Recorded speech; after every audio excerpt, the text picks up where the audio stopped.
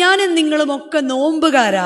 നമ്മുടെ നോമ്പ് ദൈവസന്നിധിയിൽ പ്രീതി ഉള്ളതല്ല എങ്കിൽ എന്താ നോമ്പ് കൊണ്ട് പ്രയോജനം? നോമ്പുകാരാ, നിന്റെ നോമ്പ് ദൈവസന്നിധിയിൽ പ്രീതി ഉള്ളതല്ല എങ്കിൽ നീ പണിയുകയും പൊളിച്ചു കളയുകയും ചെയ്യുന്നവനോട് സമനാണെന്ന് നമ്മൾ നോമ്പിൻ്റെ നമസ്കാരത്തിൽ ചൊല്ലുന്നുണ്ട്. അങ്ങനെയെങ്കിൽ ആരുടെ എങ്ങനത്തെ നോമ്പിനെയാണ് ദൈവമായ കർത്താവ് പ്രീതിപ്പെട്ട് സ്വീകരിക്കുന്നത്? വീണ്ടും നമ്മൾ നമസ്കാരങ്ങളിൽ പിതാക്കന്മാർ പഠിപ്പിക്കുക, നീതിമാന്മാരുടെയും പുണ്യവാന്മാരുടെയും നോമ്പിനെ കൈക്കൊണ്ടവനായ മശിഹ, നീതിമാന്മാരുടെയും പുണ്യവാന്മാരുടെയും നോമ്പിനെ കൈക്കൊണ്ട കർത്താവാണ് നമ്മുടെ ഓരോരുത്തരുടെയും. അപ്പം നമ്മൾ പറയും കുഴപ്പമൊന്നുമില്ല, ഇത്രയും നാൾ ഞാൻ നോക്കിയതുപോലെ ഒരു അഡ്ജസ്റ്റ്മെൻറ്റിൽ അങ്ങ് നോക്കി പോകാം എന്ന് പറഞ്ഞാൽ നോമ്പ് കൊണ്ട് എന്താണ് കിട്ടുന്നതെന്ന് ഇന്ന് ഉച്ചയുടെ നമസ്കാരം നമസ്കരിച്ചിട്ടുണ്ടെങ്കിൽ മനസ്സിലാകും.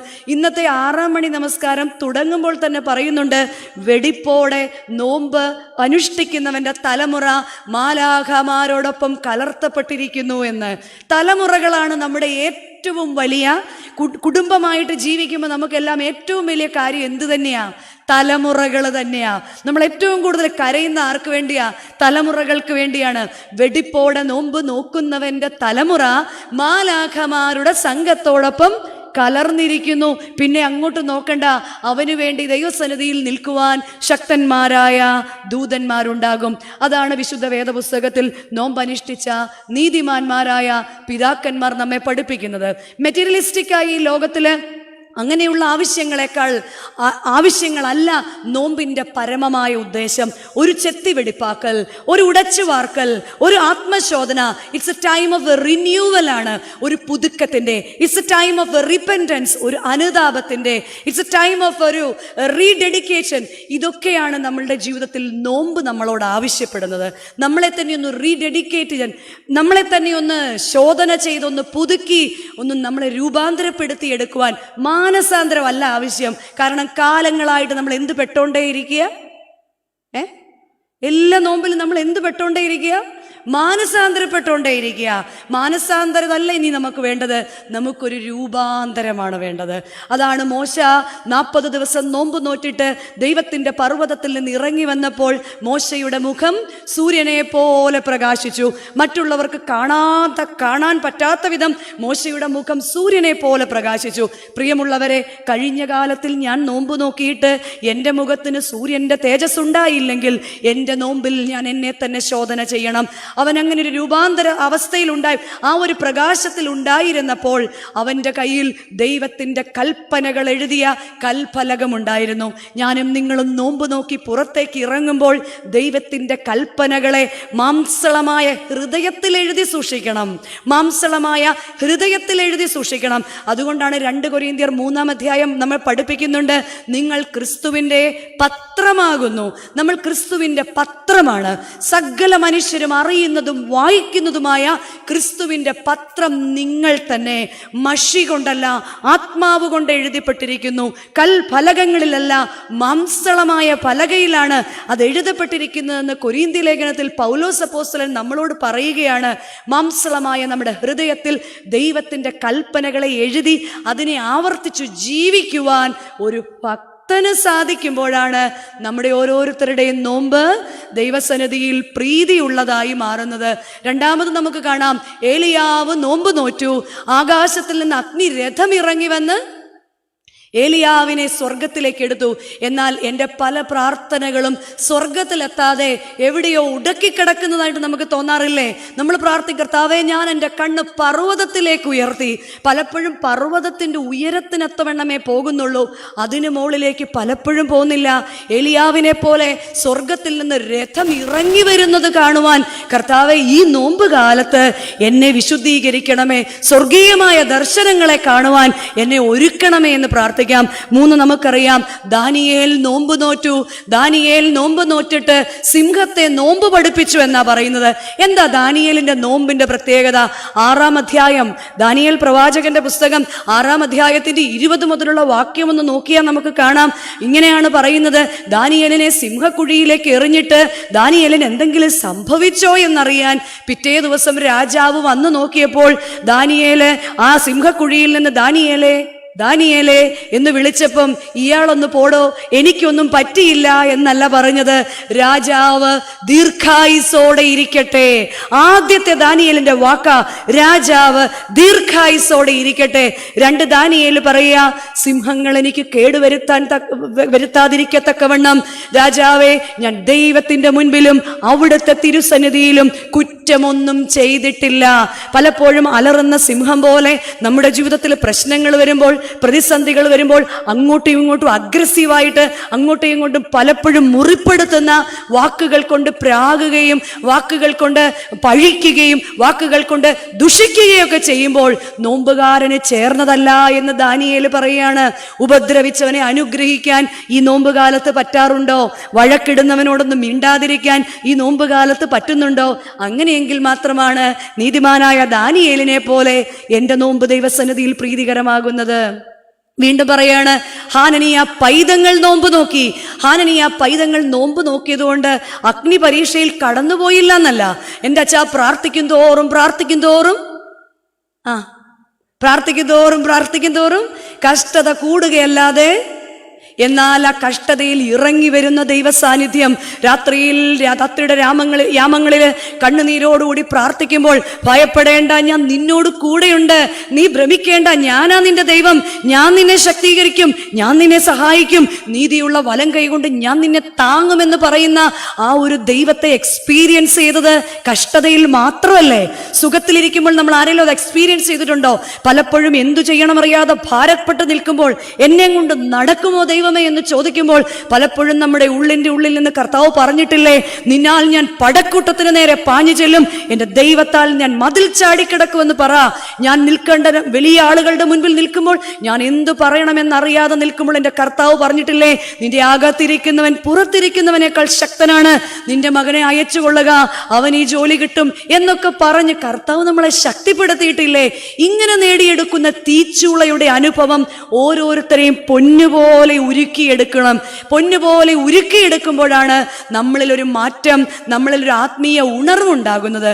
യെഹെസ്കേൽ പ്രവാചകന്റെ പുസ്തകം 37-ാം അധ്യായം ഏവർക്കും അറിയാവുന്ന കാര്യമാണ്. യെഹെസ്കേൽ പ്രവാചകന്റെ പുസ്തകം 37-ാം അധ്യായം ആരംഭിക്കുന്നത് തന്നെ ദൈവപുരുഷനായ യെഹെസ്കേലിനെ ഒരു വലിയ അസ്ഥി കൂമ്പാരത്തിന്റെ മുൻപിൽ നിർത്തിയിട്ട് യഹോവയാം ദൈവം ചോദിക്കുക, ദൈവത്തിന്റെ പുരുഷ, നീ എന്ത് കാണുന്നു?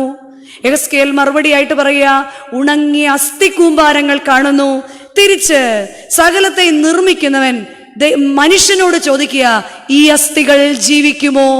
ഈ അസ്ഥികൾ ജീവിക്കുമോ? ഇന്ന് സന്ധ്യയിലും ഈ നോമ്പുകാലത്തില് പിതാക്കന്മാരോട് ചേർന്ന് പ്രാർത്ഥിക്കുകയും ജീവിക്കുകയും ചെയ്യുന്ന നമ്മളോട് ചോദിക്കുകയാണ്.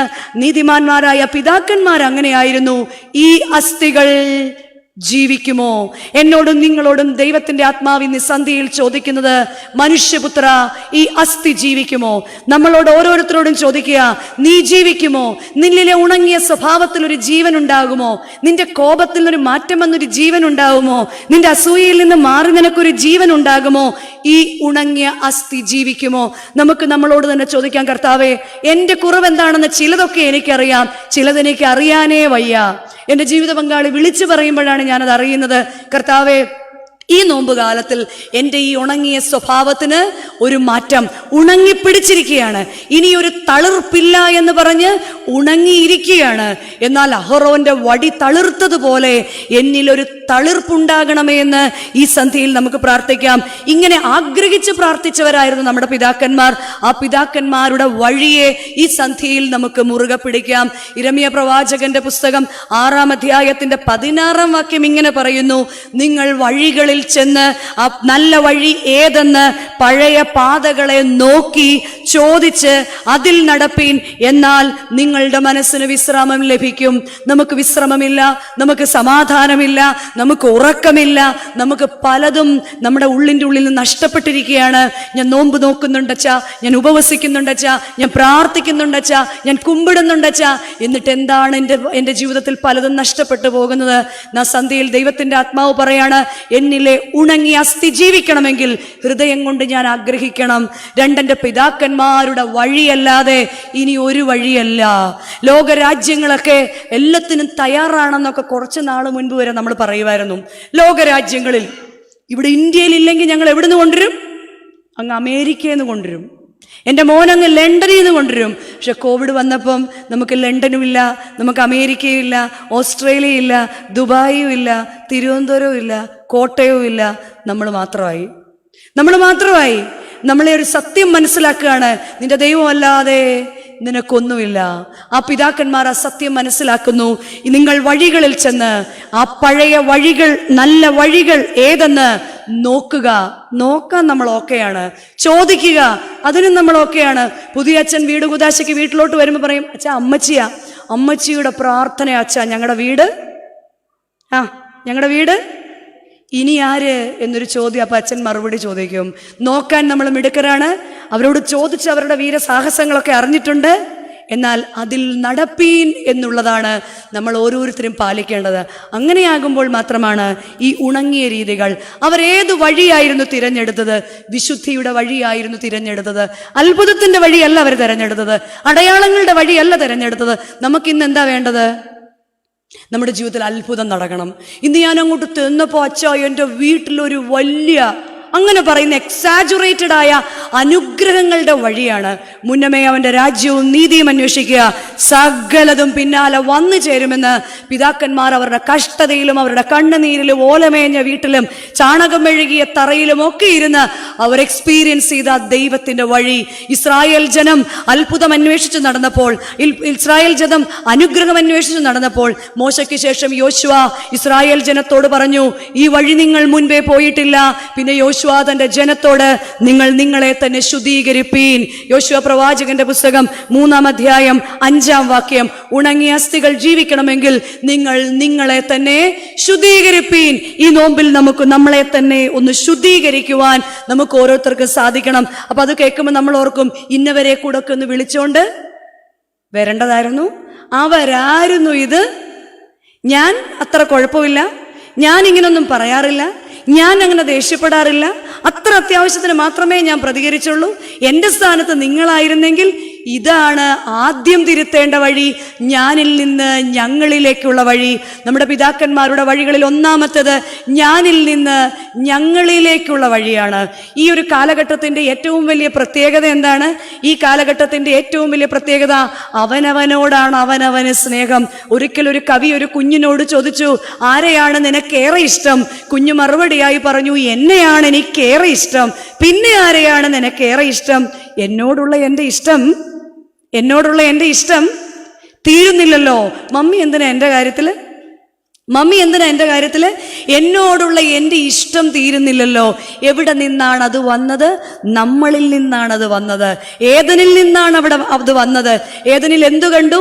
ഞാനല്ല, ഇവളാണ്. ഉടനെ ഹവ്വ പറഞ്ഞു, ഞാനല്ല, അത് സാത്താൻ, പാമ്പാണ്.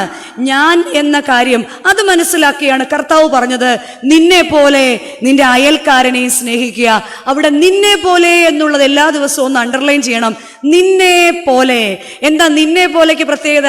എന്നെ ആരും ഒന്നും പറയാൻ പാടില്ല, എന്നോട് ആരും ദേഷ്യപ്പെടാൻ പാടില്ല, ഞാൻ പറയുന്നത് എല്ലാവരും കേട്ടോണം, എൻ്റെ ഇഷ്ടത്തിന് എതിർപ്പ് പള്ളിയിലൊന്നും ഉണ്ടാവാൻ പാടില്ല, വീട്ടിലൊന്നും ഉണ്ടാവാൻ പാടില്ല, നാട്ടിലൊന്നും ഉണ്ടാവാൻ പാടില്ല. പക്ഷെ വേറെ ആരെയെങ്കിലും എന്തെങ്കിലും പറയുമ്പോൾ നമുക്ക് നോവുമോ? ഇല്ല. അത് മനസ്സിലാക്കി കർത്താവ് മുന്നമേ പറഞ്ഞു, നിന്നെ പോലെ. അതുകൊണ്ടാണ് ഞാനാണ് എൻ്റെ ഏറ്റവും വലിയ ബലഹീനത. എൻ്റെ ഏറ്റവും വലിയ ബലഹീനത എന്താ? ഞാനാണ്. അതുകൊണ്ടാണ് ചേർന്ന് നമുക്ക് പിതാക്കന്മാരോടുകൂടി പാടാം, ബലഹീനത നീക്കി തുണ ചെയ്യുക നാഥ, രാപകലടിയങ്ങൾ ആശ്രയമങ്ങല്ലോ. ബലഹീനതകൾ നീക്കുവാൻ ഞാൻ എന്നെൻ്റെ ബലഹീനത കർത്താവേ ഈ നോമ്പ് കാലത്ത് നീക്കണം. അല്ലെങ്കിൽ എന്ത് സംഭവിക്കും? യെശയ്യാ പ്രവാചകന്റെ പുസ്തകം 6-ാം അധ്യായം ആരംഭിക്കുന്നത് തന്നെ ഉസിയ രാജാവിനെ കുറിച്ച് പറഞ്ഞാണ്. ഉസിയ രാജാവ് മരിച്ച ആണ്ടിൽ ഉയർന്നും പൊങ്ങിയും ഇരിക്കുന്ന ഒരു സിംഹാസനത്തിൽ യഹോവയാം ദൈവം ഇരിക്കുന്നത് ഞാൻ കണ്ടു എന്ന് പറഞ്ഞാണ് അത് ആരംഭിക്കുന്നത് തന്നെ. അങ്ങനെ കേൾക്കുമ്പോൾ തന്നെ നമുക്കറിയാം ഉസിയ രാജാവ് ആരോ ആണ്. അത് പിന്നീട് യെശയ്യാ പ്രവാചകന്റെ പുസ്തകത്തിൽ പറയുന്നില്ല, പക്ഷെ ദിനവൃത്താന്ത പുസ്തകത്തിൽ പറയുന്നുണ്ട്. 2 ദിനവൃത്താന്ത പുസ്തകം 26-ാം അധ്യായം ആരംഭിക്കുന്നത് തന്നെ ആരാണ് ഉസിയ രാജാവ് എന്ന് പറഞ്ഞുകൊണ്ടാണ്. ഉസിയ രാജാവ് വെറും 16-ാമത്തെ വയസ്സിൽ ദൈവത്താൽ രാജപദവിയിലേക്ക് ഉയർത്തപ്പെട്ട് രാജാവായവനാണ്. വീണ്ടും നമുക്ക് കാണാം 52 സംവത്സരം ഈ രാജഭരണം നടത്തിയ ആളാണ്. ഉസിയ രാജാവ് ദൈവത്താൽ അനുഗ്രഹിക്കപ്പെട്ടവനാണ്. കാരണം 2 കാര്യമാ. 26-ാം അധ്യായത്തിന്റെ 4-ാം വാക്യം പറയുകയാണ്, അവൻ അവന്റെ അപ്പനെ പോലെ ദൈവത്തെ പ്രസാദിപ്പിച്ചു. അവൻ അവന്റെ അപ്പനെ പോലെ ദൈവത്തെ പ്രസാദിപ്പിച്ചു. 2, സെക്കറിയ പ്രവാചകന്റെ ഉപദേശം അവൻ അനുസരിച്ചു. അവന്റെ അപ്പനെ പോലെ ദൈവത്തെ പ്രസാദിപ്പിക്കുകയും സെക്കറിയ പ്രവാചകന്റെ ഉപദേശം അനുസരിക്കുകയും ചെയ്തു. യഹോവയെ അന്വേഷിച്ചപ്പോൾ യഹോവ അവൻ അഭിവൃദ്ധി നൽകിയെന്ന് 26-ാം അധ്യായം 6-ാം വാക്യം പറയുന്നുണ്ട്. എന്തൊക്കെയായിരുന്നു യഹോവ അവന് നൽകിയ അഭിവൃദ്ധി? 1, അവൻ അനേക രാജ്യങ്ങൾ പിടിച്ചെടുത്തു, അനേക പട്ടണങ്ങൾ പണിതു, അനേക ഗോപുരങ്ങൾ നിർമ്മിച്ചു, അനേക കിണറുകൾ ഉണ്ടാക്കി. എന്തിന്? 3.5 ലക്ഷത്തിലധികം സൈന്യത്തിന്റെ അധിപതിയായിരുന്നു. റിച്ച്, ഡാം റിച്ച് എന്നൊക്കെ നമ്മൾ പറയുന്ന പോലെ സകലത്തിന്റെയും അധിപതിയായിരുന്നു ഈ ഓസിയ രാജാവ്. യഹോവ അവന്റെ ശത്രുവിന്റെ മുൻപിൽ അവനോട് കൂടെ നിന്നപ്പോൾ അവന്റെ ശ്രുതി നാട്ടിലെങ്ങും പരന്നു. എന്നാൽ 26-ാം അധ്യായം 16-ാം വാക്യം ഇപ്രകാരം പറയുന്നു, അവൻ ബലവാനായപ്പോൾ അവന്റെ ഹൃദയം നാശത്തിനായിട്ട് നിഗളിച്ചു. 26-ാം അധ്യായം 16-ാം വാക്യം, ഞാൻ ബലവാനായപ്പോൾ എൻ്റെ ഹൃദയം നാശത്തിനായിട്ട് നിഗളിച്ചു. പണ്ടുള്ളവരും നമ്മളോട് പറയും, അധികം നിഗളിക്കരുതേ. താൻ ബലവാനായി എന്ന് തോന്നുമ്പോൾ പലപ്പോഴും നമ്മൾ പറയാറില്ലേ, ഞാൻ കഷ്ടപ്പെട്ടുണ്ടാക്കിയതാ, ഞാൻ ഒറ്റയ്ക്ക് പൊരുതിയതാ. നമ്മൾ പറയാറില്ലേ നിങ്ങളുടെ വീട്ടിൽ നിന്ന് ഒരു സ്പൂണ് പോലും എടുത്തോണ്ടല്ല ഞാൻ വന്നത്, ഞാൻ കഷ്ടപ്പെട്ടതാ, ഞാൻ എന്തോ ആയി, ഞാൻ ബലവാനായി, ഞാൻ കണ്ണുനീരോടുകൂടി പ്രാർത്ഥിച്ച എൻ്റെ മക്കളെ ഞാൻ ഇത്രയൊക്കെ ആക്കിയത് ഞാൻ എന്തോ ആയി എന്നുള്ളത് നിഗളം നാശത്തിന്റെ മുന്നോടിയാ. കാരണം എന്താണെന്നറിയോ? സദൃശ്യവാക്യം 21-ാം അധ്യായം 24-ാം വാക്യം നമ്മളെ ഓർമ്മിപ്പിക്കുന്നുണ്ട്, നിഗളവും ഗർവവും ഉള്ളവന് പരിഹാസി എന്നു പേര്. നിഗളവും ഗർവവും ഉള്ളവന് പരിഹാസി എന്നാണ് പേര്. എന്തു ചെയ്തെന്നറിയാമോ ഊസിയ രാജാവ് പുരോഹിതന്മാർ മാത്രം കയറുന്ന പ്രധാന സ്ഥലത്തേക്ക് കയറി ചെന്ന് ധൂപപാത്രം കയ്യിലെടുത്തപ്പോൾ അസരിയാം പുരോഹിതന്മാരിലെ മഹാപുരോഹിതൻ പറഞ്ഞു, രാജാവേ അരുത്, അത് പുരോഹിതന്മാർക്കുള്ളതാണ്. രാജാവ് കേട്ടില്ല. ഞാൻ സകലത്തിന്റെയും അധിപതിയാണെന്നുള്ളൊരു ഹുങ്ക് ആരുടെ ഉള്ളിലുണ്ടായി? ഊസിയ രാജാവിന്റെ ഉള്ളിലുണ്ടായി. എന്ത് സംഭവിച്ചെന്നറിയാമോ? തന്റെ കിരീടം വെക്കുന്ന തിരുനെറ്റിയിൽ തന്നെ ഒരു കുഷ്ഠം പൊങ്ങി. രാജാവായിക്കോട്ടെ പ്രജയായിക്കൊള്ളട്ടെ, കുഷ്ഠം വന്നു കഴിഞ്ഞാൽ പാളയത്തിന് പുറത്തിറക്കി വാതിലടയ്ക്കും. അങ്ങനെ ഊസിയ രാജാവ് 3.5 ലക്ഷത്തിലധികം സൈന്യത്തിന്റെ അധിപതിയായ രാജാവ്, അനേക രാജ്യത്തിന്റെ അധിപൻ, അനേക സമ്പത്തിന്റെ ഉടയവൻ, തന്റെ അഹങ്കാരം കൊണ്ട്, തന്റെ നിഗളം കൊണ്ട്, തന്റെ രാജ്യത്വത്തിൽ നിന്ന് പുറത്തു പോകുന്ന ഒരവസ്ഥയാണ്. പ്രിയമുള്ളവരെ, ഊസിയ രാജാവ് അങ്ങനെയായതിന് നമ്മൾ എന്നാ വേണമെന്നൊരു ചോദ്യമുണ്ട്. ഇന്നും ഈ ഊസിയ രാജാവ് ജീവിക്കുന്നുണ്ട്, എന്നിലൂടെയും നിങ്ങളിലൂടെയും. നമ്മളിലൂടെ ജീവിക്കുകയാണ് ഊസിയ രാജാവ്. പലപ്പോഴും ഒന്ന് മുറിക്കപ്പെടാൻ, പലപ്പോഴും ഒന്ന് ഒതുക്കപ്പെടാൻ, പലപ്പോഴും ഒന്ന് കുറയാൻ, പലപ്പോഴും ഒന്ന് താഴാൻ, പലപ്പോഴും ഒന്ന് അഴുകാൻ നമുക്ക് സാധിക്കുന്നുണ്ടോ? യോഹന്നാൻ ശ്ലീഹയുടെ സുവിശേഷത്തിനകത്ത് യേശുതമ്പുരാനെ കാണാൻ യവനന്മാർ വന്നപ്പോൾ യേശുതമ്പുരാൻ പറയുന്നുണ്ട്, ഗോതമ്പ് മണി നിലത്ത് വീണ് അഴുകിയിട്ടില്ലാതെ അത് ഫലം കായ്ക്കുകയില്ല. ഒന്ന് അഴുകിക്കൊടുക്കാൻ, ഒന്ന് താന്നു കൊടുക്കാൻ, ഒന്ന് വിട്ടുതരാൻ നമുക്ക് ഓരോരുത്തർക്ക് സാധിക്കാറുണ്ടോ? പ്രകൃതി തന്നെ നമ്മളെ പഠിപ്പിക്കുന്നില്ലേ? ആകാശം അത് മുറിയുമ്പോഴല്ലേ അത് മഴയായിട്ട് പെയ്ത് താഴേക്ക് വീഴുന്നത്? കൃഷി ചെയ്യുന്ന മണ്ണിൽ കൃഷിക്കാരന് മണ്ണൊന്ന് ഉടയ്ക്കുമ്പോഴല്ലേ പുതിയ വിത്തിടാൻ അത് പാകമാകുന്നത്? മണ്ണിൽ വീഴുന്ന വിത്ത് മണ്ണിനടിയിലൊന്ന് അഴുകുമ്പോഴല്ലേ പുതിയ ജീവന്റെ തുടിപ്പുണ്ടാകുന്നത്? വീണ്ടും മരത്തിലുണ്ടാകുന്ന കായ ഒന്ന് പൊട്ടാൻ ഏൽപ്പിക്കപ്പെടുമ്പോഴല്ലേ പുതിയ വിത്തുകളായി പുറത്തേക്ക് വരുന്നത്? പലപ്പോഴും ജീവിതത്തില് മുറിയപ്പെടുവാൻ, വിട്ടുകൊടുക്കുവാൻ, ഒന്ന് അഴുകുവാൻ, ഒന്നും മിണ്ടാതിരുന്നാൽ തീരാവുന്ന പല പ്രശ്നങ്ങളുമുണ്ട്. എന്നിലെ ഉണങ്ങിയ ഏത് സ്വഭാവമാണ്? എന്നിലെ ഞാനാണോ പ്രശ്നക്കാരൻ? എൻ്റെ നാവാണോ പ്രശ്നക്കാരൻ? നമ്മളെല്ലാം ഭക്തന്മാരാണ്. എന്നാൽ യാക്കോബ് ശ്ലീഹയുടെ ലേഖനം 1-ാം അധ്യായത്തിന്റെ 26-ാം വാക്യത്തില് ശ്ലീഹ നമ്മെ ഓർമ്മിപ്പിക്കുന്നുണ്ട്, ഒരുവൻ തൻ്റെ നാവിന് കടിഞ്ഞാണിടാതെ ഹൃദയത്തെ വഞ്ചിച്ചുകൊണ്ട് താൻ ഭക്തനാണെന്ന് പറഞ്ഞാൽ അവന്റെ ഭക്തി ദൈവസന്നിധിയിൽ വ്യർത്ഥമാണ്. നാവിന് കടിഞ്ഞാണിടാതെ ഹൃദയത്തെ വഞ്ചിച്ചുകൊണ്ട് ഞാൻ ഭക്തനാണ് എന്ന് പറഞ്ഞാൽ എന്താണ്? ഞാൻ ആരല്ല, ഞാൻ ഭക്തനല്ല. കാരണം ഈ ശരീരത്തിന്റെ മുഴുവൻ വാതിലാണ് എന്ത്? ശരീരത്തിന്റെ മുഴുവൻ വാതിലാണ് നമ്മുടെ വായ്. അതുകൊണ്ടാണ് നമ്മൾ പാടുന്നത്, നിൻ വരഭണ്ഡാരം കവരായി വാൻ നിർത്തിയിടേണം കാവൽക്കാരെ മെയിൻ വാതിൽക്കൽ. എൻ്റെ വായിൽ നിന്ന് വരുന്ന ഓരോ വാക്കുകളും ദുഷ്ടൻ പിടിച്ചെടുത്ത് എൻ്റെ തലമുറയ്ക്ക് ശാപമാകാതെ ഇരുപ്പാൻ എൻ്റെ മെയ്ക്ക് കാവൽക്കാരനെയും എൻ്റെ അധരങ്ങൾക്ക് സൂക്ഷിപ്പുകാരനെയും നിയമിക്കണമേ എന്ന് പിതാക്കന്മാർ പാടിപ്പഠിപ്പിച്ചത്. അതുകൊണ്ടാണ് എൻ്റെ നാവിനെ ഒന്ന് നിയന്ത്രിക്കാൻ എനിക്ക് സാധിക്കാൻ, എൻ്റെ ഹൃദയത്തെ ഒന്ന് നിയന്ത്രിക്കാൻ, എൻ്റെ അധികാര സ്വഭാവത്തെ ഒന്ന് നിയന്ത്രിക്കാൻ എനിക്ക് സാധിക്കണം. ഇതാണ് കർത്താവിനെ പോലും പരീക്ഷിച്ചത്. നീ ദൈവപുത്രനല്ലേ, ഈ കല്ലിനെ അപ്പമാക്ക്. അപ്പത്തിനു വേണ്ടിയുള്ള ഓട്ടം, സമ്പാദ്യത്തിന് വേണ്ടിയുള്ള ഓട്ടത്തിൽ എപ്പോഴാണ് ഞാൻ ദൈവത്തെ നഷ്ടപ്പെടുത്തിയത്? നീ ദൈവപുത്രനല്ലേ, നീ മേളിൽ നിന്ന് താഴേക്ക് ചാട്. പലപ്പോഴും ദൈവം എനിക്ക് അങ്ങനത്തെ അത്ഭുതം ചെയ്യണം. ബുദ്ധിക്ക് നിരക്കാത്ത അത്ഭുതം, ബുദ്ധിക്ക് നിരക്കാത്ത അത്ഭുതം. പലപ്പോഴും നമുക്കറിയാം, 10ാം ക്ലാസ്സിൽ എത്തിയാലും പേന പിടിച്ച് ABCD എഴുതിയില്ലെങ്കിലും ചില അമ്മമാര് വന്നിട്ട് പറയും, ടീച്ചറെ എങ്ങനെയെങ്കിലും ഒരു full A+. Full A+. 10ാം class വരെ ABCD Z വരെ എഴുതിപ്പിക്കാൻ പറ്റിയിട്ടില്ല. എന്നിട്ടാണല്ലോ മുഴുവൻ A+. ഇത് തന്നെയാണ് നമ്മുടെ ആത്മീയ ജീവിതവും. ഒരിക്കലേ ഒരു കുരുവി ദൈവസന്നിധിയിൽ പ്രാർത്ഥിച്ചു പ്രാർത്ഥിച്ചു തപസ്സനുഷ്ഠിച്ചു. ഒടുവിൽ ദൈവം പ്രത്യക്ഷപ്പെട്ടിട്ട് ചോദിച്ചു, കുരുവി നിനക്ക് എന്താ വേണ്ടത്? കുരുവി പറഞ്ഞു, ഞാൻ ചെറുതായതുകൊണ്ട് എല്ലാവരും എന്നെ മാറ്റി നിർത്തുക, എനിക്ക് പരുന്തിൻ്റെ ചിറകുകൾ വേണം. ആരുടെ ചിറക? പരുന്തിന്റെ ചിറകുകൾ. ദൈവത്തിന് സങ്കടം തോന്നി, പാവമല്ലേ, കൊടുത്തേക്കാമെന്നോർത്ത് പരുന്തിന്റെ ചിറകുകൾ കൊടുത്തു. പരുന്തിന്റെ ചിറക് അനക്കാൻ പോയിട്ട്, പറക്കാൻ പോയിട്ട് ഒന്ന് അനക്കാൻ പോലും ആർക്ക് പറ്റിയില്ല? ഈ കുരുവിക്ക് പറ്റിയില്ല. ഇതുപോലെയാ നോമ്പ് കാലത്ത് നമ്മൾ വലിയ ചിറകുകളൊക്കെ വെച്ച് കെട്ടും. എന്നാൽ ഞാനിപ്പോഴും ആത്മീയതയിൽ, എൻ്റെ സംസാരത്തിൽ, എൻ്റെ വിചാരത്തിൽ, എൻ്റെ ഹൃദയത്തിൽ കുരുവിയാണെന്ന് ആർക്കറിയാം? എൻ്റെ ദൈവത്തിനറിയാം. അതുകൊണ്ട് നമ്മുടെ നാവിനെയൊക്കെ ഒന്ന് നിയന്ത്രിച്ച് 2 ശമൂവേൽ പുസ്തകം 6-ാം അധ്യായത്തിൻ്റെ 29-ാം വാക്യത്തിൽ പറയുന്നത് പോലെ, യഹോവേ, അടിയന്റെ ഗൃഹമിതാ അവിടുത്തെ തിരുമുൻപാകെ ഇരിക്കുന്നു, അടിയനോട് പ്രസാദം തോന്നി അടിയനെ അനുഗ്രഹിക്കണമേ എന്ന് നമുക്ക് പ്രാർത്ഥിക്കാം. രണ്ടാമതായിട്ട് തിരുവെഴുത്തുകളിലൂടെ തിരുത്തപ്പെട്ട പിതാക്കന്മാരുടെ വഴി. 1 നമ്മുടെ നോമ്പ്, 2 വചനധ്യാനം നമ്മളുടെ ജീവിതത്തിലുണ്ടോ? ഈ കേൾക്കുന്നതല്ലാതെ പിന്നീടൊരു വചനങ്ങൾ ചിന്തിക്കുവാനുള്ളൊരു സ്വഭാവം എൻ്റെ ജീവിതത്തിലുണ്ടോ? വചനം ഇങ്ങനെ കേട്ടിട്ട് എന്തെങ്കിലും കാര്യമുണ്ടോ? ഇങ്ങനെ കുറെ കേട്ടിട്ട് എന്താണ് കാര്യം?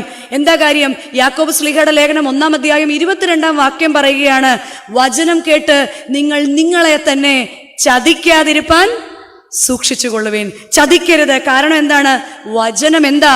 ദൈവത്തിന്റെ വചനമോ അത് തീ പോലെയും പാറയെ തകർക്കുന്ന ചുറ്റിക പോലെയുമാണ്. യിരെമ്യാ പ്രവാചകന്റെ പുസ്തകം 23-ാം അധ്യായം 29-ാം വാക്യം പറയുന്നുണ്ട്, അത് തീയാണ്. കാരണം എന്താണ്? ആദിയിൽ വചനമുണ്ടായിരുന്നു, വചനം ദൈവത്തോട് കൂടെയായിരുന്നു. വചനം ആര് തന്നെയായിരുന്നു? വചനം ദൈവം തന്നെയായിരുന്നു. മാലാഖമാരുടെ നാട്ടിൽ നിന്ന്, ക്രോപകളിരിക്കുന്ന തേരിൽ നിന്ന്, അഗ്നിസിംഹാസനത്തിൽ ആരൂഢനായിരിക്കുന്ന പിതാവിന്റെ വലതുഭാഗത്ത് നിന്ന് ഇറങ്ങി ഭൂമിയോളം താന്ന് വന്നവനാണ് ആര്? ആരാ? എന്തിനാണ് അവൻ ഭൂമിയിലേക്ക്, വചനമായ തമ്പുരാൻ ഭൂമിയിലേക്ക് വന്നത്? എന്തിനു വേണ്ടിയാ വന്നത്? നിർമ്മലമാം ഉദരേ നിർമ്മലമായി വന്നു വസിച്ചൊരു നിർമ്മലനാം ആത്മജനെ,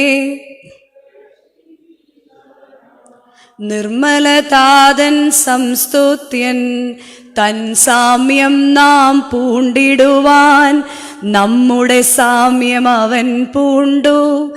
നമ്മെ തൻ പിതൃസുതരാക്കി പാവനറൂഹായോടു ചേർപ്പാൻ മാനവരൂപം.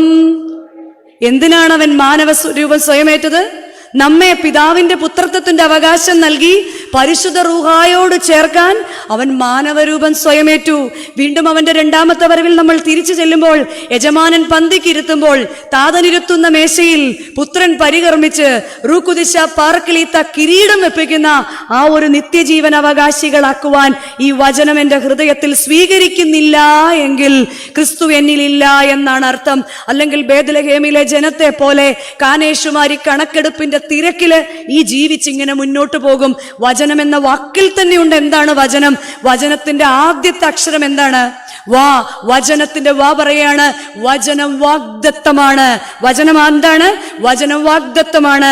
അപ്പോസ്തല പ്രവൃത്തി 2-ാം അധ്യായം 39-ാം വാക്യം പറയാണ് വാഗ്ദത്തം നിങ്ങൾക്കും നിങ്ങളുടെ മക്കൾക്കും നിങ്ങൾ കൂട്ടിവരുത്തുന്ന ദൂരസ്ഥർക്കുമുള്ളതാണ്.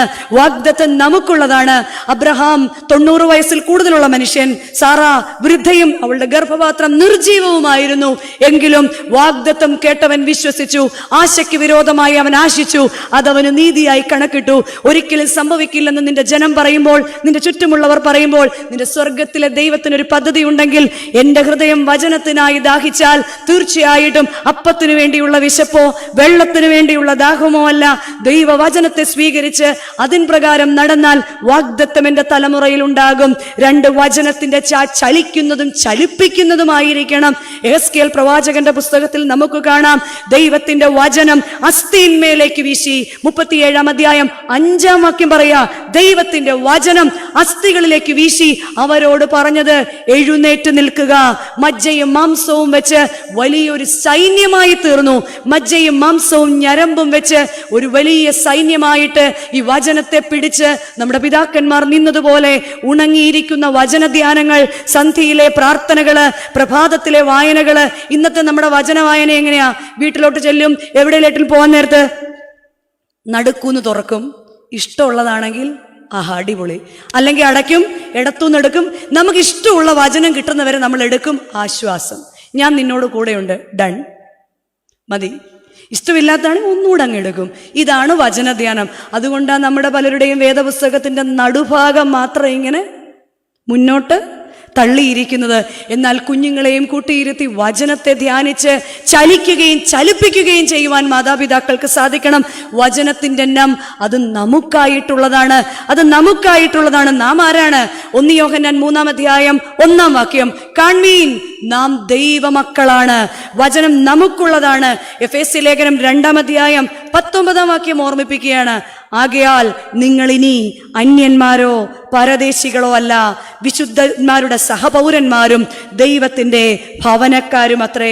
വചനം കേട്ട് ചെയ്യുന്നവരാകണം. നിങ്ങൾ നശിച്ചു പോകാതെ ഇരിക്കേണ്ടതിന് പുത്രനെ ചുംബിപ്പിൻ. അതുകൊണ്ടാണ് നമ്മൾ നമസ്കാരത്തിൽ പാടുന്നത്, ശീലിപ്പിക്കണമേ എന്നെ നാഥ നിന്റെ കൽപ്പനകൾ ചെയ്യുവാൻ. എന്തിനു വേണ്ടിയാണ്? നിന്റെ കൃപയിൽ ജീവിപ്പാൻ. നിന്റെ കൃപയിൽ ജീവിക്കണമേ എന്ത് ചെയ്യണം? നാഥന്റെ കൽപ്പനകളെ വചനമായിട്ട് പിതാക്കന്മാരെ പോലെ അനുസരിക്കണം. 3-ാമതായിട്ട് നമ്മുടെ പിതാക്കന്മാരുടെ വഴി കണ്ണുനീരിനെ കരുത്താക്കിയ വഴിയാ. കണ്ണുനീരോടുകൂടി അവരുടെ കണ്ണുനീരുകളിൽ അവർ പരാതി പറഞ്ഞിട്ടില്ല, അവരുടെ ഇല്ലായ്മകളിൽ അവർ പരാതി പറഞ്ഞിട്ടില്ല, അവരുടെ പോരായ്മകളിൽ അവർ പരാതി പറഞ്ഞിട്ടില്ല. അപ്പോഴും അവരെന്തായി? ഓരോ കണ്ണുനീരിലും. ഇപ്പൊ നമ്മളെ ഒരു കാര്യം വരുമ്പോഴത്തേക്ക് നമ്മൾ പറയും, കർത്താവേ എൻ്റെ കണ്ണുനീര് നീ കാണുന്നില്ലേ അപ്പാ? ഭയങ്കര പ്രശ്നമാണ്, പിന്നെ ഡിപ്രഷനാണ്, അഡ്മിറ്റാണ്, ഒന്നും വേണ്ട, പിന്നെ അങ്ങ് ഭയങ്കര വീട് മുഴുവൻ ഒരു ശ്മശാന ഒരു അന്തരീക്ഷത്തിലേക്ക് കൊണ്ടുവരും. എന്നാൽ കണ്ണുനീരിനെ കരുത്താക്കി മാറ്റണമെങ്കിൽ ഇയ്യോബിനെ പോലെയുള്ളൊരു വിശ്വാസം വേണം. ഇയ്യോബിന്റെ വിശ്വാസം നമുക്കുണ്ടോ? കഷ്ടതയുടെ കാര്യം വരുമ്പോൾ നമ്മൾ ആകെ സമ്മതിച്ചു കൊടുക്കുന്ന ഒരാളാണ് ആര്? ഇയ്യോബ്. പിന്നെ ഇയ്യോബ് കഴിഞ്ഞ ആരാ? അത് നമ്മളാ, അല്ലേ? ഇയ്യോബ് കഴിഞ്ഞു കഴിഞ്ഞാൽ പിന്നെ ആരാ ഏറ്റവും കഷ്ടതയുള്ളത്? അപ്പം നമ്മളോട് ഒരാൾ പറയും, അയ്യോ കോവിഡായിട്ട് അവരങ്ങ് ആശുപത്രിയിലായിരുന്നു.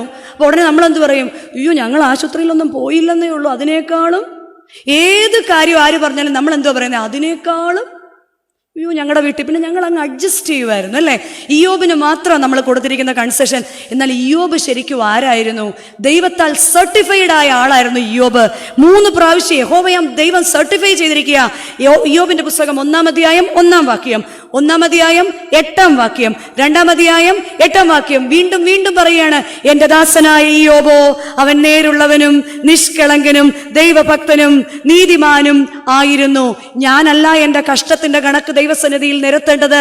അവർ മഹാകഷ്ടത്തിൽ നിന്ന് വന്നവർ, കുഞ്ഞാടിന്റെ രക്തത്താൽ അവരുടെ അങ്കിയെ അലക്കി വെളുപ്പിച്ചവരെന്ന് വെളിപ്പാട് പുസ്തകത്തില് വിശുദ്ധന്മാർ സ്വർഗത്തിലേക്ക് ചെല്ലുമ്പോൾ കേൾക്കുന്ന ശബ്ദത്തെ കുറിച്ച് യോഹന്നാൻ ശ്ലീഹ പറഞ്ഞതുപോലെ നമ്മെ കുറിച്ച് സ്വർഗം സാക്ഷിക്കണം. ഇവർ മഹാകഷ്ടത്തിൽ നിന്ന് ഉരുകി തെളിഞ്ഞ് പുറത്തു വന്നവർ, ഇവരുടെ കഷ്ടം ദൈവം കണ്ടത് എന്ന് പറയണം. ഇയ്യോബിന്റെ പ്രാർത്ഥനയുടെ പ്രത്യേകത എന്തായിരുന്നു?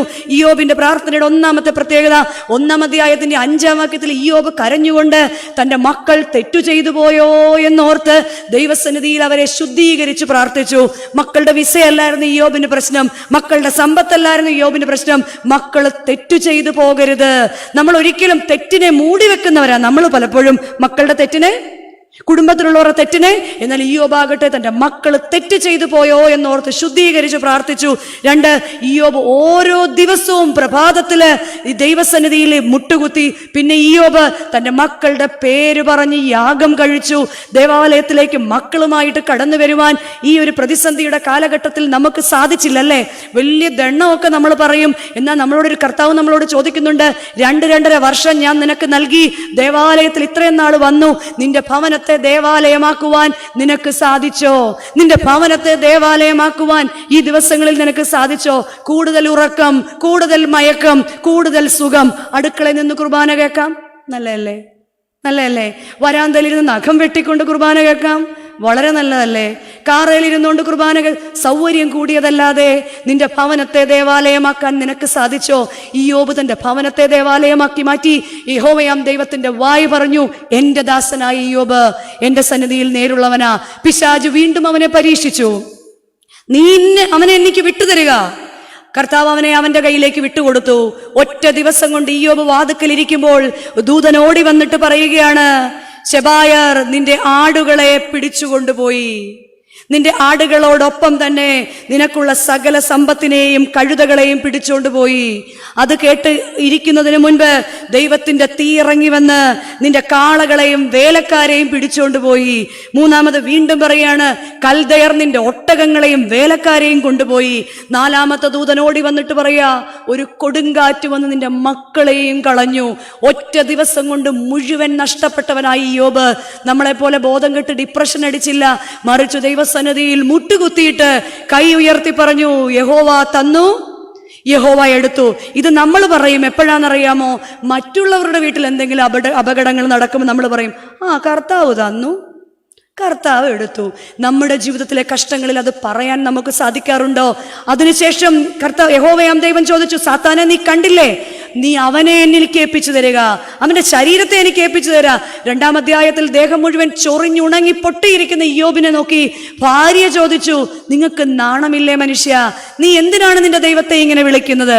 ഭാര്യയോട് 2-ാം അധ്യായത്തിന്റെ 10-ാം വാക്യത്തിൽ ഇയ്യോബ് പറയുന്ന ഒരു വാക്യമുണ്ട്, നീ എന്താ ഒരു പൊട്ടിയെ പോലെ, വേദപുസ്തകത്തിൽ ആ വാക്കാ ഉപയോഗിച്ചിരിക്കുന്നേ, നീ എന്താണ് ഒരു പൊട്ടിയെ പോലെ സംസാരിക്കുന്നത്? ദൈവത്തിൽ നിന്ന് നന്മകളെ സ്വീകരിക്കുന്നുവെങ്കിൽ ദൈവത്തിൽ നിന്ന് തിന്മകളെ സ്വീകരിക്കുവാൻ നമുക്ക് സാധിക്കുകയില്ലയോ? നമ്മളോടാണ് ദൈവത്തിന്റെ ആത്മാവ് ചോദിക്കുന്നത്. ദൈവത്തിന്റെ കയ്യിൽ നിന്ന് നന്മകളെ നിങ്ങൾ സ്വീകരിക്കുന്നില്ലേ? ഒന്നുമില്ലായ്മയിൽ ഇത്രത്തോളം ആയില്ലേ? ഒന്നുമില്ലായ്മയിൽ ഇത്രത്തോളം വളർന്നില്ലേ? ഭവനമില്ലേ, മക്കളില്ലേ, ജോലിയില്ലേ, ജീവിക്കാൻ മാർഗമില്ലേ? എന്നിട്ടും പലപ്പോഴും ഒരു പൊട്ടിയെ പോലെ, പൊട്ടനെ പോലെ ദൈവമില്ലെങ്കിൽ നമ്മൾ ആരാ? നമ്മൾ ആരാണ്? ദൈവം നമ്മളോട് കൂടെ ഇല്ലെങ്കിൽ നമ്മൾ ആരുമല്ല. അബ്രഹാം നമ്മളെ പഠിപ്പിക്കുക, ദൈവം എൻ്റെ കൂടെ ഉള്ളപ്പോൾ ഞാൻ വിശ്വാസികളുടെ പിതാവായി. ദൈവം എൻ്റെ കൂടെ ഇല്ലായിരുന്നെങ്കിൽ ഞാനൊരു പ്രതിമ പണിക്കാരൻ്റെ മകൻ മാത്രമാ. നോഹ നമ്മളോട് പറയാ, ദൈവം എന്നോട് കൂടെ ഇരുന്നപ്പോൾ തലമുറകളോളം സംരക്ഷിക്കപ്പെട്ട ഒരു പിതാവാ. ദൈവം എൻ്റെ കൂടെ ഇല്ലായിരുന്നുവെങ്കിൽ ഞാൻ ലോകത്തിന്റെ മുൻപിൽ വെറുമൊരു ഭ്രാന്തനാ. യാക്കോബ് നമ്മളോട് പറയാ, ദൈവമുള്ളപ്പോൾ ഞാൻ ഇസ്രായേലാ, ദൈവമില്ലായിരുന്നെങ്കിൽ ഞാൻ വെറുമൊരു ചതിയൻ മാത്രമാ. യോസഫ് നമ്മളോട് പറയാ, ദൈവമില്ലായിരുന്നുവെങ്കിൽ ഞാൻ വെറും ഒരു സ്വപ്നക്കാരനായനെ, ദൈവമുണ്ടായപ്പോഴോ ഞാൻ മിസ്രയീമിന്റെ അധിപതിയായില്ലേ. ഏലിയാവ് നമ്മളോട് പറയാ, ദൈവമില്ലായിരുന്നുവെങ്കിൽ ഞാൻ വെറും നിരാശനാ, ദൈവം എന്നോട് കൂടെ ഉണ്ടായിരുന്നപ്പോൾ സ്വർഗത്തിൽ നിന്ന് അഗ്നിയെ ഞാൻ താഴേക്ക് ഇറക്കിയില്ലേ. മോശ നമ്മളോട് പറയാ, ദൈവമില്ല എങ്കിൽ ഞാൻ വെറും വിക്കന. ദൈവം എന്നോട് കൂടെ ഇരുന്നപ്പോൾ ഞാൻ ദൈവത്തിന്റെ നാവാ. യോന നമ്മളോട് പറയാ, ദൈവമില്ലായിരുന്നെങ്കിൽ ഞാൻ വെറും അനുസരണം കെട്ടവനാ, എന്നാൽ ദൈവം എന്റെ കൂടെ ഇരുന്നപ്പോൾ ഞാൻ ദൈവത്തിനു വേണ്ടി എഴുന്നേറ്റവനാ. എസ്തർ നമ്മളോട് പറയാ, ദൈവം എന്നോട് കൂടെ ഇല്ലെങ്കിൽ ഞാനും ഒരു വെറും വിജാതീയ സ്ത്രീയാ, പക്ഷെ ദൈവം എന്നോട് കൂടെ ഇരുന്നപ്പോൾ രാജാവിന്റെ പൊൻചെങ്കോൽ എന്റെ മേൽ നീട്ടി. നമ്മളോട് ദാവീദ് പറയാ, ദൈവം എന്റെ കൂടെ ഇല്ലായിരുന്നുവെങ്കിൽ എന്റെ അപ്പന് പോലും വേണ്ടാത്ത ഒരു പാവം ആട്ടിടയനാണ് ഞാൻ, എന്നാൽ ദൈവം എന്നോട് കൂടെ ഇരുന്നപ്പോൾ ഞാൻ രാജാവായ ദാവീദ. പത്രോസ് നമ്മളോട് പറയാ, ദൈവമില്ലായിരുന്നുവെങ്കിൽ ഞാൻ വെറും ഞാങ്ങണയും എടുത്തു ചട്ടക്കാരനുമാ. തോമസ് നമ്മളോട് പറയാണ്, ദൈവമില്ലായിരുന്നെങ്കിൽ ഞാൻ വെറും ഒരു സംശയക്കാരനാ. സക്കായി നമ്മളോട് പറയാ, ദൈവമില്ലായിരുന്നപ്പോൾ ഞാൻ വെറും ഒരു പിടിച്ചുപറിക്കാരനാ. പ്രിയമുള്ളവരെ, നമുക്ക് നമ്മളോട് ചോദിക്കാം, ദൈവമില്ലായിരുന്നുവെങ്കിൽ ഞാൻ ആരാ? ഞാൻ വെറും ഒരു മണ്ണ. ഞാൻ വെറും മണ്ണാണ്. ദൈവമില്ല എങ്കിൽ അത് തലമുറയെ പഠിപ്പിക്കുവാൻ നമുക്ക് ഓരോരുത്തർക്കും സാധിക്കുന്നുണ്ടോ എന്നതാണ് ചോദ്യം. എൻ്റെ ഭവനത്തിന്റെ പ്രാർത്ഥന എങ്ങനെയാണ്? കണ്ണുനീരോടുകൂടി പ്രാർത്ഥിക്കുന്ന മാതാപിതാക്കൾ കാട്ടിത്തന്ന നല്ല മൂല്യങ്ങളെ എൻ്റെ ഭവനത്തിൽ പ്രാർത്ഥനയായി പകുത്തു കൊടുക്കാൻ സാധിക്കുന്നുണ്ടോ? എൻ്റെ വ്യക്തിപരമായ പ്രാർത്ഥനയിൽ എൻ്റെ മക്കൾക്ക് മുൻപിൽ മാതൃകയാകുവാൻ എനിക്ക് സാധിക്കുന്നുണ്ടോ? എൻ്റെ പാ നനയുന്നത് എൻ്റെ മക്കൾ കാണുന്നുണ്ടോ? വീണ്ടും കർത്താവ് നമ്മളോട് ചോദിക്കുക, ഉണങ്ങിയ അസ്ഥികൾ നിന്റെ കുടുംബ പ്രാർത്ഥനയാണോ? ചിട്ടയായ ഒരു കുടുംബ പ്രാർത്ഥന നടത്തുവാൻ 2 നേരം നിനക്ക് സാധിക്കുന്നുണ്ടോ?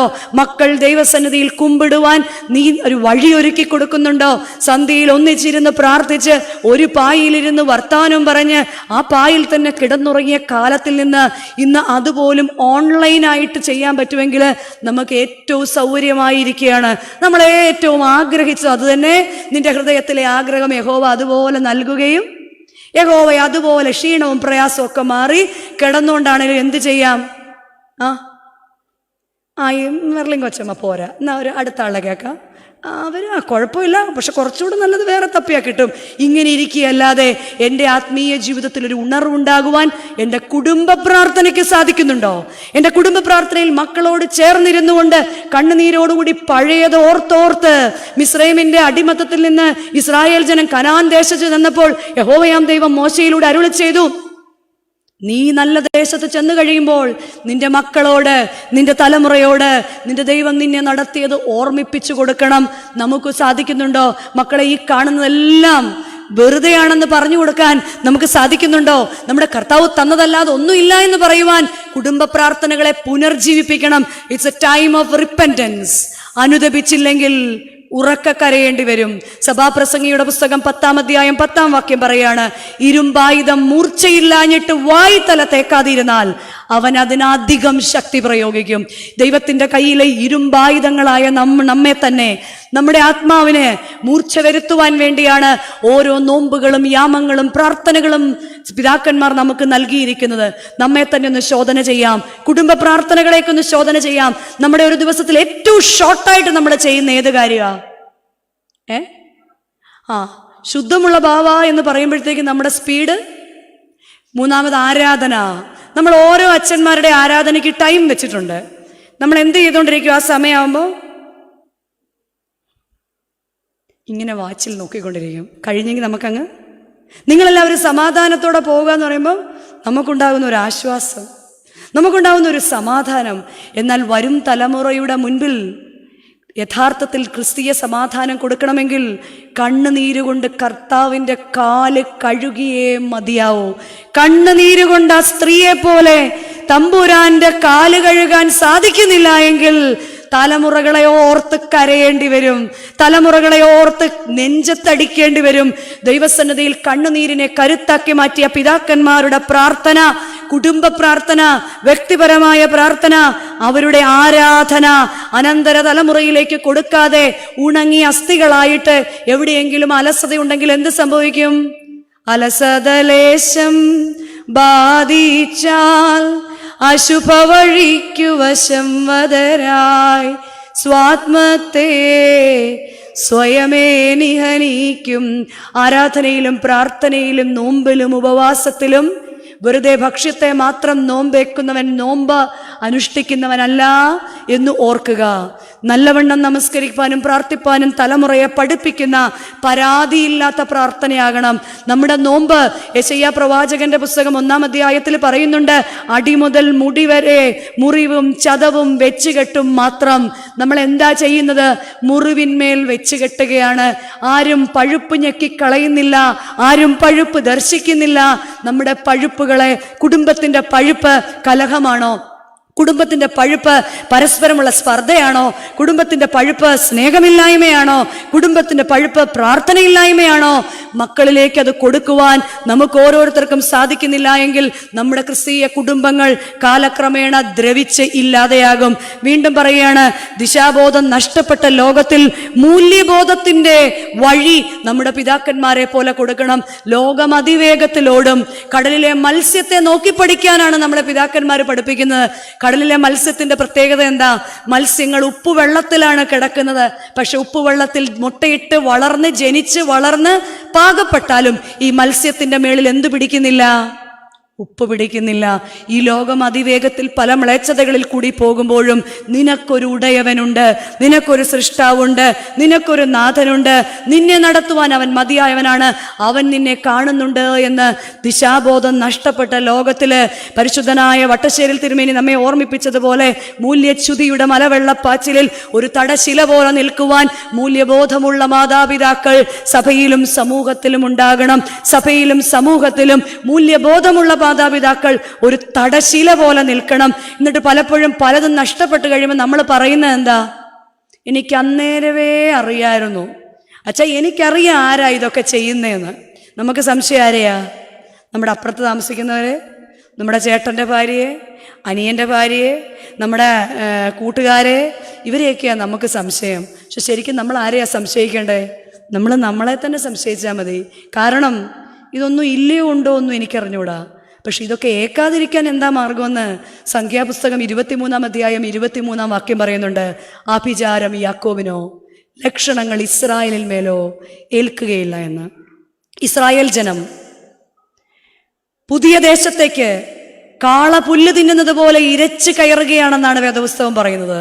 അത് കണ്ട് ഭയന്ന് ബാരാക്ക് ദൈവജനത്തെ നയിക്കുന്നവനായ ബിലയാമിനോട് ചോദിക്കുക, ഈ ജനത്തെ നശിപ്പിക്കുവാൻ ഞാൻ നിനക്ക് എന്തു നൽകണം?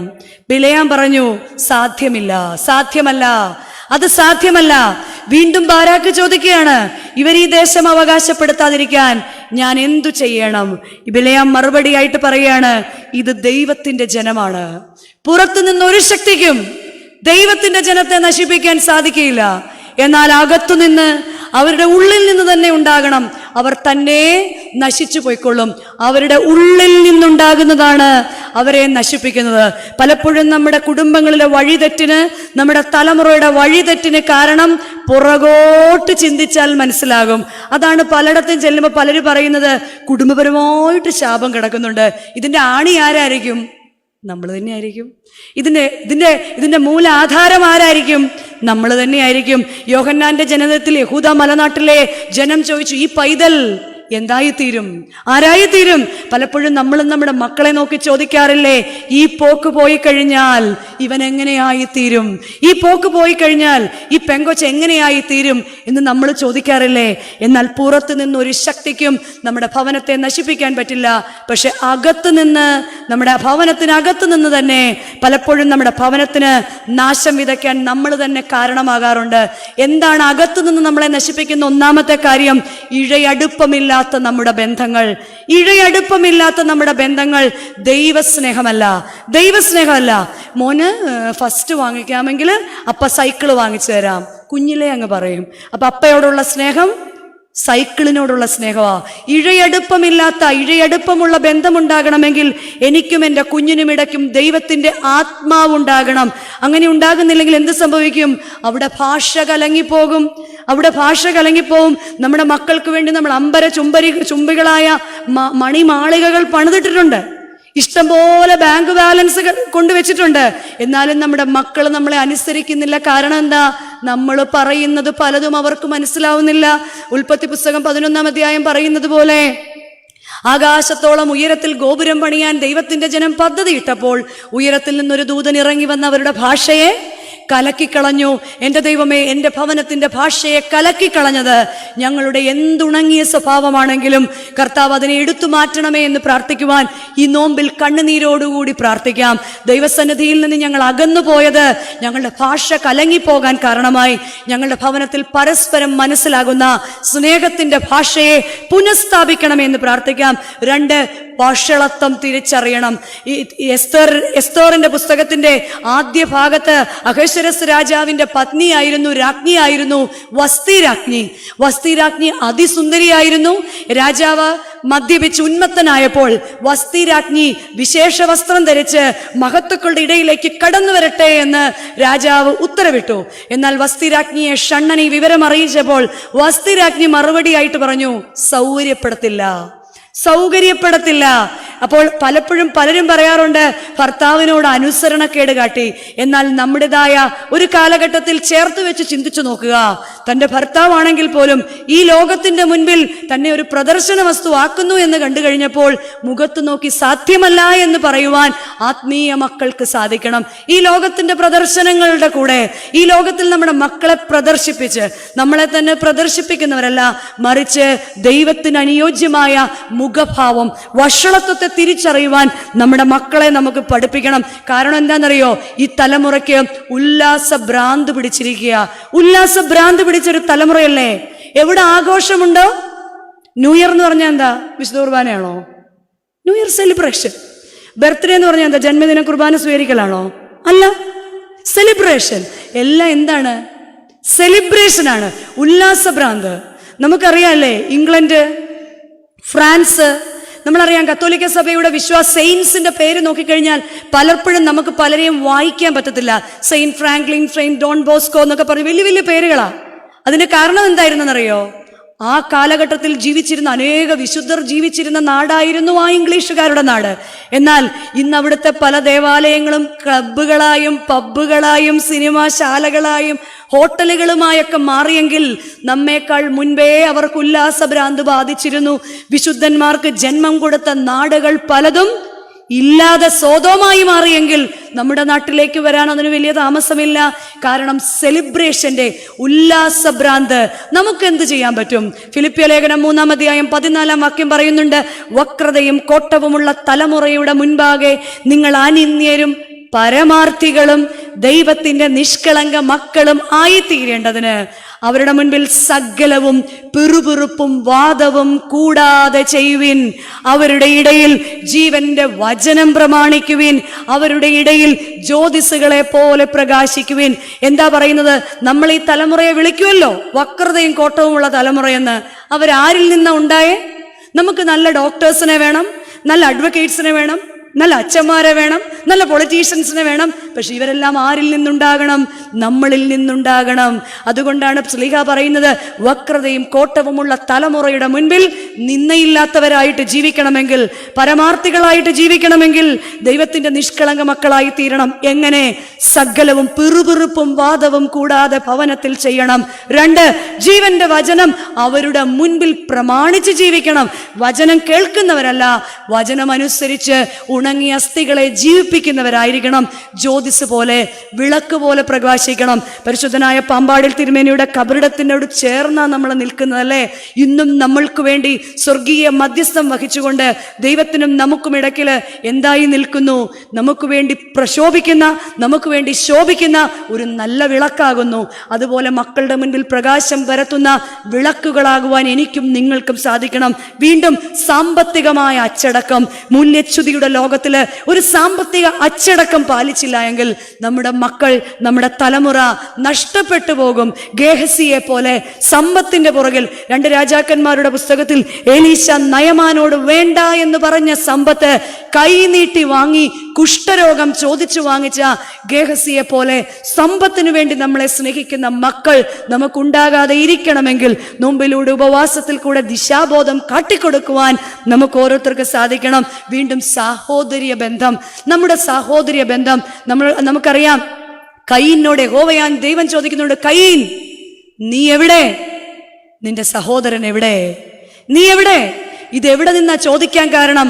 ആദാമിനോട് ചോദിക്കുന്നുണ്ട്, ആദാം നീ എവിടെ? ഞാൻ നിനക്ക് കൂട്ടായി തന്നവൾ എവിടെ? ചരിത്രം ആവർത്തിക്കുകയാണ്. കയീൻ, നീ എവിടെ? നിന്റെ സഹോദരൻ എവിടെ? നമ്മളോട് കർത്താവ് ചോദിക്കുന്നത് തലമുറയിൽ ആവർത്തിക്കപ്പെടും. ദൈവസന്നിധിയിൽ അവർ മറച്ചു വെച്ചു അവരുടെ തെറ്റ്. നല്ലതിനെ കയീൻ മറച്ചു വെച്ചു. അനന്തര തലമുറയിൽ നമ്മുടെ തനി ആവർത്തനമായിരിക്കും നമ്മുടെ തലമുറ. നമ്മുടെ തനി ആവർത്തനമായിരിക്കും. സഹോദരൻ എവിടെയെന്ന് മക്കളുടെ മുൻപിൽ കാട്ടിക്കൊടുക്കണം. എന്നെ ദുഷിക്കുന്ന, എന്നെ പഴിക്കുന്ന, എന്നെ നിന്ദിക്കുന്ന സഹോദരനെ ഈ നോമ്പുകാലത്തിൽ എനിക്ക് സ്നേഹിക്കാൻ, അവനോടൊന്ന് രമ്യപ്പെടുവാൻ എനിക്ക് സാധിക്കുന്നുവെങ്കിൽ എൻ്റെ മക്കളുടെ മുൻപിൽ ഞാൻ ജ്യോതിസ് പോലെ പ്രകാശിക്കുന്നവനാ.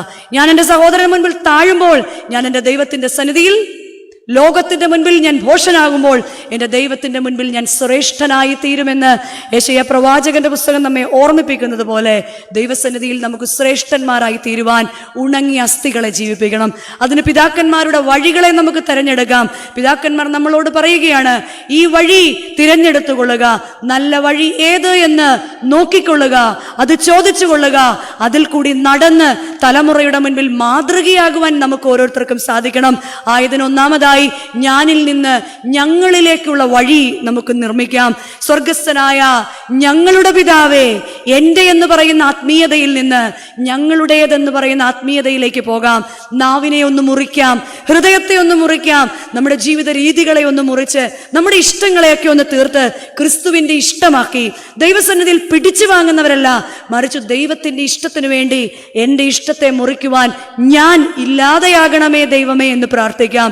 എൻ്റെ സ്വഭാവങ്ങൾ ഇല്ലാതെയാക്കണേ ദൈവമേ എന്ന് പ്രാർത്ഥിക്കാം. 2, ആയതിന് വചനം കൊണ്ട് എന്നെ നിറയ്ക്കണമേ. ക്രിസ്തുവാകുന്ന വചനം എന്നിൽ വ്യാപരിക്കണമേ. അതെന്റെ തലമുറയ്ക്ക് അവകാശമാക്കി തീർക്കണമേ എന്ന് പ്രാർത്ഥിക്കാം. 3, നമുക്ക് വീണ്ടും പ്രാർത്ഥിക്കാം. കണ്ണുനീരിനെ കരുത്താക്കി മാറ്റിയ എൻ്റെ പിതാക്കന്മാരെ പോലെ ഏത് കണ്ണുനീരിന്റെ അവസ്ഥയിലും ഇയ്യോബ് പറഞ്ഞതുപോലെ എൻ്റെ ദൈവത്തിന് സകലവും സാധിക്കുമെന്നും എൻ്റെ ദൈവത്താൽ സാധ്യമാകാത്തതൊന്നുമില്ല എന്നും ഞാൻ അറിയുന്നു എന്ന് ഇയ്യോബ് 42 അധ്യായം 2 വാക്യത്തിൽ പറയുന്നുണ്ട്. ഏതു കണ്ണുനീരിലും കർത്താവ് നിന്നോട് കൂടെയുണ്ട് മക്കളെ എന്ന് പറയുന്ന ആ ഒരു നല്ല ധൈര്യം മാതാപിതാക്കൾക്ക് കുടുംബ പ്രാർത്ഥനയിൽ ഉണ്ടാകണം. യെശയ്യാ പ്രവാചകന്റെ പുസ്തകം 30 അധ്യായം നമ്മെ പഠിപ്പിക്കുന്നുണ്ട്. കഷ്ടത്തിന്റെ അപ്പം തിന്നാലും ഞെരുക്കത്തിന്റെ വെള്ളം കുടിച്ചാലും എൻ്റെ കണ്ണുപദേഷ്ടാവിനെ നോക്കിക്കൊണ്ടിരിക്കും. ഇടത്തോട്ടോ വലത്തോട്ടോ പോകണമെന്ന് പിന്നിൽ നിന്നൊരു ശബ്ദം മക്കളെ അങ്ങനെ പറഞ്ഞു ധൈര്യപ്പെടുത്തുവാൻ, ക്രിസ്തുവിൽ വളർത്തുവാൻ നമുക്ക് ഓരോരുത്തർക്കും സാധിക്കുമ്പോഴാണ് ഉണങ്ങിയ അവസ്ഥകൾ നമ്മുടെ തലമുറയിൽ നിന്ന് മാറ്റപ്പെടുന്നത്. അവസാനമായി ദിശാബോധം നഷ്ടപ്പെട്ട തലമുറയുടെ മുൻപിൽ മൂല്യബോധമുള്ളവരായി, മൂല്യബോധം പകർന്നു കൊടുക്കുന്നവരായിട്ട് നമുക്ക് ഓരോരുത്തർക്കും സാധിക്കണം. കേട്ടിട്ട് മടങ്ങിപ്പോകുന്നവരല്ല. It's a time of repentance. നമുക്ക് തന്നെ അനുതാപത്തോടെ ദൈവസന്നിധിയിലേക്ക് വരാം. കർത്താവെ, അറിഞ്ഞും അറിയാതെയും എത്രയോ കാലങ്ങളായിട്ട് നീ തന്ന പല അനുഗ്രഹങ്ങളെയും അറിയാതെ എന്നിലെ ഞാൻ എന്ന ഭാവത്തിൽ ഞാൻ ജീവിച്ചിട്ടുണ്ടെങ്കിൽ കർത്താവെ, it's a time of repentance. ഞാൻ അനുദപിക്കുന്നു, ഞാൻ അനുദപിക്കുന്നു, ഞാൻ അനുദപിക്കുന്നു എന്ന് പറയുവാൻ, പാപിയാണെന്ന് സമ്മതിക്കുവാൻ നമുക്ക് സാധിക്കട്ടെ. It's time of A renewal. ഒന്ന് പുതുക്കുവാൻ, നമ്മെ തന്നെ ഒന്ന് പുതുക്കുവാൻ, നമ്മെ തന്നെ ഒന്ന് പുനർപ്രതിഷ്ഠിക്കുവാൻ. ഞാൻ ആയിരിക്കുന്ന അവസ്ഥയല്ല, ഞാൻ ആകേണ്ട അവസ്ഥയിലേക്ക് കർത്താവെ എന്നെ വളർത്തണമേ. കാരണം എന്താണ്? യെരമ്യാ പ്രവാചകന്റെ പുസ്തകം 3 അധ്യായം 16 വാക്യം പറയുന്നു, ഞാനോ നിന്നെ ദത്തെടുത്തു, ജാതികൾക്ക് നൽകാനിരുന്ന അതിഭംഗിയുള്ള ദേശം ഞാൻ നിനക്ക് നൽകി, നീ എന്നെ എൻ്റെ പിതാവേ എന്നൊന്ന് വിളിക്കുമെന്നും നീ എന്നെ വിട്ടുമാറുകയില്ല എന്നും ഞാൻ ആഗ്രഹിച്ചു. എന്നാൽ ഇസ്രായേലേ, നീ എന്നെ വിട്ട് പരസംഗം ചെയ്തു. ദൈവത്തിൽ നിന്ന് വിട്ടുമാറാത്തൊരു തലമുറയുണ്ടാകുവാൻ it's a time of renewal. ഒന്ന് പുതുക്കാം, റീഡെഡിക്കേറ്റ് ചെയ്യാം. നമ്മളെ തന്നെ ഒന്ന് നിയോഗങ്ങളെ തിരിച്ചറിഞ്ഞ് നമ്മളുടെ ഉണങ്ങിയ അവസ്ഥകളെ ദൈവസന്നിധിയിൽ വെച്ച് ഒരു പുതുക്കം, ഒരു രൂപാന്തരം പ്രാപിച്ച് പ്രാർത്ഥനയും ഉപവാസവുമാകുന്ന 2 ചിറകുകൾ കൊണ്ട് ദൈവസന്നിധിയിലേക്ക് പറന്നുയർന്ന് യഹോവയെ കാത്തിരിക്കുന്നവർ ശക്തിയെ പുതുക്കും. അവർ കഴുകന്മാരെ പോലെ ചിറകടിച്ച് പറന്നുയരുവാൻ തടസ്സമായി നിൽക്കുന്ന സകലത്തെയും കർത്താവ് എടുത്തു മാറ്റി നിന്റെ കൃപയ്ക്കായി പ്രാർത്ഥിക്കുവാൻ ദൈവത്തിന്റെ പരിശുദ്ധാത്മാവ് ഈ ദിവസങ്ങളിൽ നമ്മളെ ഓരോരുത്തരെയും ശക്തിപ്പെടുത്തട്ടെ.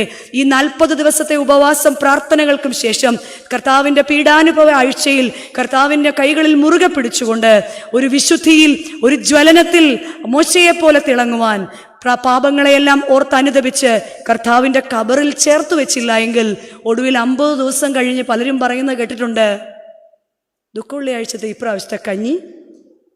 ഇങ്ങനെ പറയുന്ന ഒരു ആത്മീയരെയല്ല നമുക്ക് ആവശ്യം. മറിച്ച് പുതിയതൊന്നും ഞാൻ നേടി എന്ന് പറയുവാൻ നമുക്ക് ഓരോരുത്തർക്കും സാധിക്കട്ടെ എന്ന് പ്രാർത്ഥിച്ചുകൊണ്ട് ആശംസിച്ചുകൊണ്ട് ഈ പരിശുദ്ധ നോമ്പിൽ എല്ലാവിധമായ കൃപകളെയും പ്രാപിക്കുവാൻ ദൈവത്തിൻ്റെ പരിശുദ്ധാത്മാവ് നമ്മെ യോഗ്യരാക്കട്ടെ എന്ന് പ്രാർത്ഥിക്കുന്നു. ദൈവം നമ്മെ അനുഗ്രഹിക്കട്ടെ. അനുഗ്രഹിക്കപ്പെട്ട ഈ സന്ധ്യയിൽ ഒരുമിച്ചായിരിക്കാൻ ഇടവരുത്തിയ സർവശക്തനായ ദൈവത്തിന് കോടാനുകോടി സ്തുതി സ്തോത്രങ്ങൾ അർപ്പിക്കുന്നു. യഹോവയെ കാത്തിരിക്കുന്നവരായ നമുക്ക് ശക്തിയെ പുതുക്കാം.